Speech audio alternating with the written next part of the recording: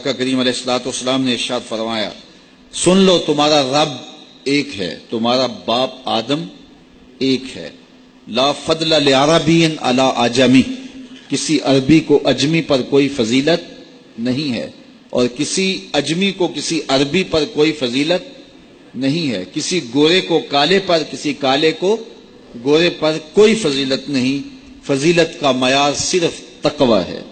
ہمارے آج بھی ہندوانہ رسمیں ختم نہیں ہو رہی، دولت کی تقسیم پر، امیر غریب کی بنیاد پر اس معاشرے میں تقسیم موجود ہے، ہمارے دیہاتوں میں چودھری اور کمی کی بنیاد پر تقسیم موجود ہے، رعایا اور حکمرانوں کی بنیاد پر یہاں تقسیمیں موجود ہیں، لیکن میرے اور آپ کے آقا و مولا نے قیامت تک آنے والی انسانیت کے لیے جو منشور دیا وہ یہ تھا، کسی عربی کو اجمی پر کوئی فضیلت نہیں، کسی اجمی کو عربی پر کوئی فضیلت نہیں، کسی گورے کو کالے پر کوئی فضیلت نہیں، کیونکہ کالے رنگ بھی اللہ نے بنائے ہیں، گورے رنگ بھی اللہ نے بنائے۔ حکیم لقمان رنگ کے کالے تھے اور صورت اچھی نہیں تھی، تو کسی نے ان سے پوچھا کہ آپ اتنے بدصورت کیوں ہیں؟ تو حکیم لقمان نے کیا جواب دیا؟ کہا، آپ شکل میں نقص نکال رہے ہیں یا شکل بنانے والے میں نقص نکال رہے ہیں؟ تو وہ خاموش ہو گیا۔ اللہ اکبر! تو یہ اللہ نے بنایا ہے نا، اس نے کانٹا بھی اس نے پیدا کیا ہے، پھول بھی اس نے پیدا کیا ہے، چہروں کی رنگت اس نے بنائی ہے، کسی میں کوئی رنگ بھر دیا، کسی نے کوئی رنگ بھر دیا۔ تو رنگوں کی بنیاد پر، نسب کی بنیاد پر کوئی افضل، کوئی اشرف، کوئی اعلیٰ، کوئی بد، یہ نہیں ہے، بلکہ معیار جو دیا گیا وہ کیا تھا؟ تقوی۔ ان اکرمکم عند اللہ اتقاکم، جو زیادہ متقی ہے اللہ کے نزدیک وہی معزز ہے، وہی معتبر ہے۔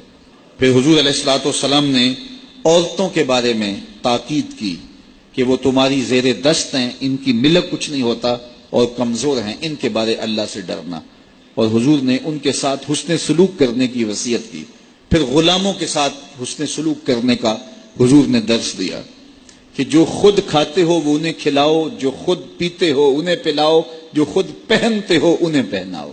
بعض لوگ ملازم کو، ماتحت کو جو ہیں وہ ہلکے کپڑوں میں کسن رکھتے ہیں تاکہ پتہ چل جائے کہ یہ غلام ہے، یہ ملازم ہے اور ہم باس ہیں۔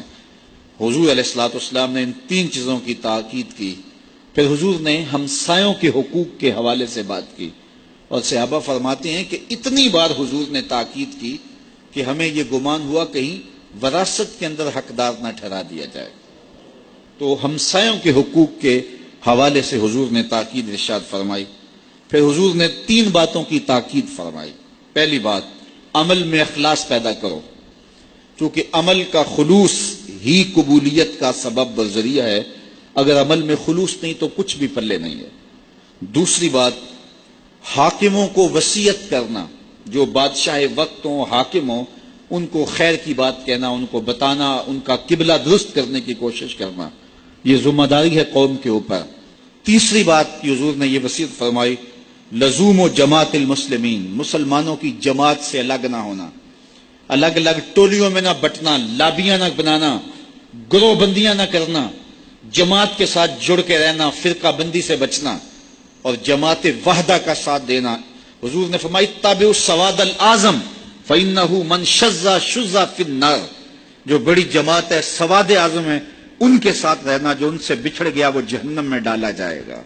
در ماہی دا چھوڑی ناہی، نہیں تے ہو جاویں گا روگی، جیڑی بکری اجڑوں وچھڑی او بگیاڑا جوگی۔ اس لیے لزوم و جماعت المسلمین، مسلمانوں کی جماعت کے ساتھ قائم رہنا۔